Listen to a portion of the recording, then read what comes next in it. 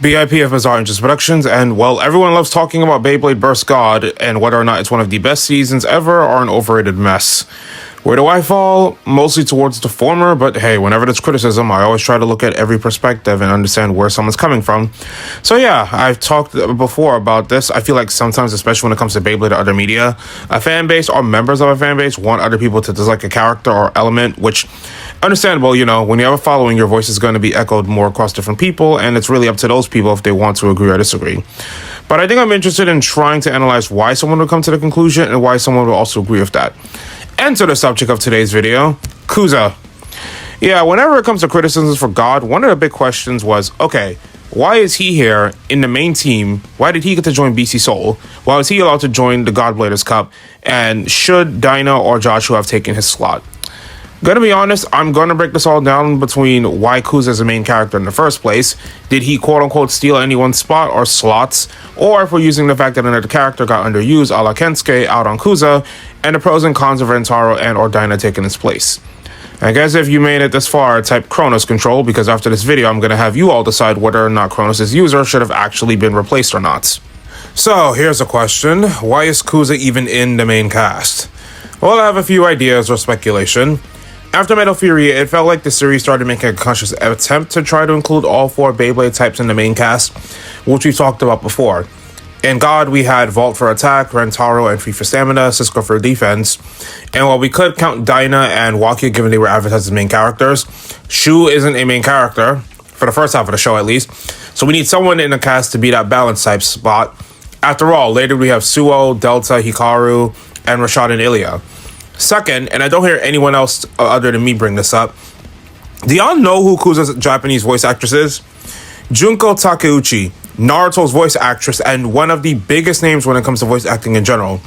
If you get an actor like that, either she's going to be in the main cast or she's playing a big role. Unless she's acting as part of a cameo or a big one episode time character, no one is crazy enough to have her play a role and not use her in the main or supporting cast. And I know what you guys are thinking. Well, didn't God air between 2017 and 2018? Didn't the Boruto anime also start out that same year? True, but remember, Boruto is equal to Naruto, but Naruto isn't in every single episode he is around. But he doesn't play a huge role until like the big gigantic conflicts start. And at least in that first year, they had selected episodes that required more time, but for the most part, Cuza became more active around the second arc of the show. And I believe based on the episode listings that would have been around, those arcs where Boruto's classmates had their graduation and Mistrip's arc didn't really have that much Naruto in it. Third, and this might be a little bit controversial, but do you know why after attack types, balance type technically are the most used amongst either the protagonist or the rival? Well, it's the versatility. Balance types can either lean as a hybrid of offense and defense and stamina, or stamina and attack. And visually, that gives the bladers a wide variety and authors enough to play around with. And Cuza's gimmick is pretty unique.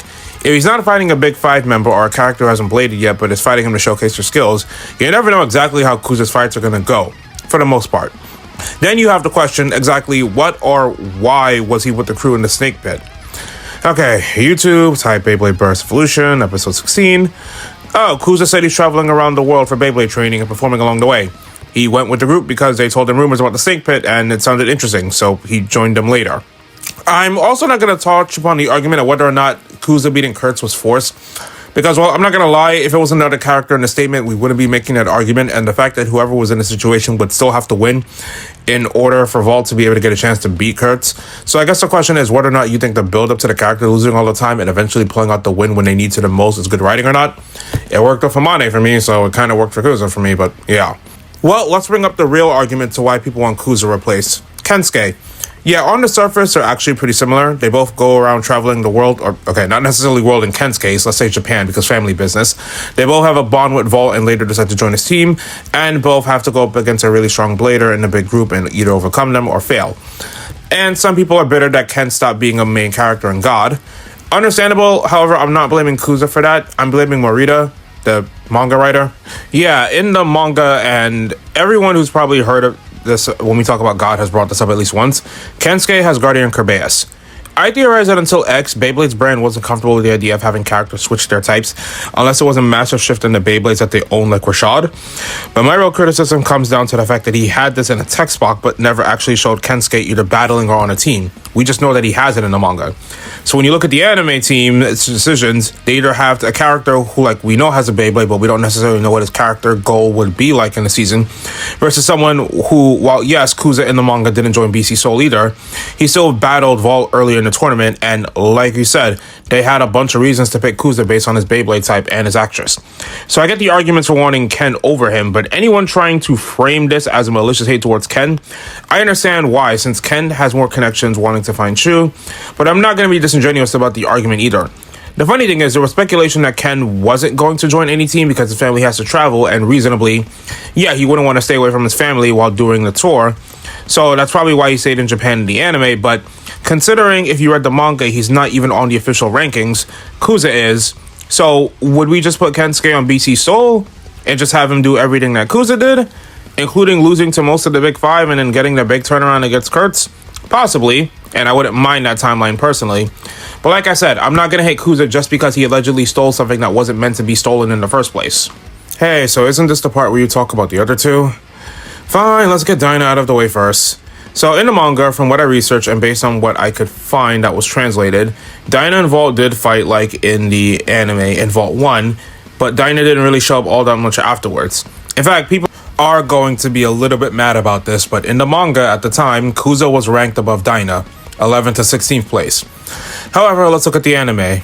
If you think about why the writers would choose to have Cuza in Block A instead of Daina, well, he's fought more Big Five members, Ren and Joshua. He's definitely stronger than Rantaro, and Daina's only fought Joshua. But one of the big arguments is that Daina lost to Joshua, and the Godbladers Cup would have been the perfect opportunity for a rematch. I don't disagree with wanting a rematch, but my problem with people making their argument is the fact that Cuza was in A block while Joshua was in B block, and you just can't easily change up the tournament like that. Think about it. Everyone in Block B was a member of the Big Five, and in Cisco's case, won the whole tournament in the final round, so he's basically seen as on par with them. Meanwhile, everyone in Block A was either part of the team who won, has ties to the Snake Pit, or was a former champion. Don't get me wrong, I think Daina is strong enough to be there, but the odds were stacked against him being a member from the beginning. And if he were to replace Cuza, he would never get that rematch with Joshua anyway. They would just have him lose to Vault, Norman, and Shu, and probably when it gets Kurtz. I'm not sure about Boa, but Boa versus Cuza was glossed over anyway, with Boa getting the win, so your mileage may vary. So, what about Rantaro? While he is weaker than both Daina and Cuza, his is the choice I think would have made the most sense because he wasn't going to play a major role in the story until Season 5. And there's been this debate about whether or not Rantaro was a jobber in Season 2. I mean, I'd argue he didn't get that many good matchups to win against anyway, because after the first arc, he really only beat a clone of himself after he lost the first time. And then his last battle is against Kurt, which, yeah, he lost to. And ironically, if he was chosen for the Godbladers Cup over Cuza, given his track record of not being able to win against some of the bigger names, his losses probably would have been seen as more believable because, let's be honest, if Daina started losing after only losing to Red Eye and Joshua, this fan base would have turned on him and called him a fraud. Plus, the whole title BC Soul Great Bond of Friendship would hit harder if it was Vault's best friend winning the most clutch battle in order to help Vault get to the finals. But Cuza has been more consistent and has been in tougher matches, so naturally he would get picked over Rantaro. But if Cuza didn't exist, I guess while all of his attempts would probably go to Rantaro. The other argument I hear people say is that, well, why not just make the Godbladers Cup larger?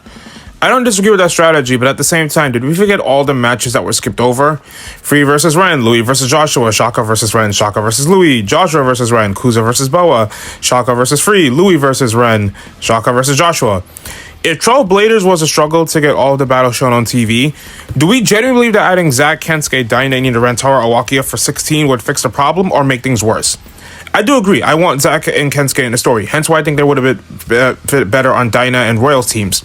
But at the same time, that probably would have meant that we skipped more battles, and as I remember with Sparking with Free and Cisco versus Shu and Lane, we don't exactly skip battles. Now do we? So, do I think replacing Cuza in the Godbladers Cup would have been a positive? I guess it depends. We would have more serotonin because the final one to help Vault get into the finals would be from a character from Season 1 that we spent more time with. But picking Daina wouldn't give people all the opportunities they're looking for, especially with how this fan base reacts to certain people losing. And with Rantaro, while it would make more sense from a thematic sense and be more thematic, Realistically speaking, they would have to choose someone stronger, so it's really a catch-22. Not to mention the author's lack of use towards Kensuke, so there's probably less material to take inspiration from. But I'll leave that question to you now. Should Cuza have been replaced in the Godblader's Cup, or the entire season in general, or are people using him as a scapegoat for the fact that their favorite character didn't get anything to do after a certain point in season 2?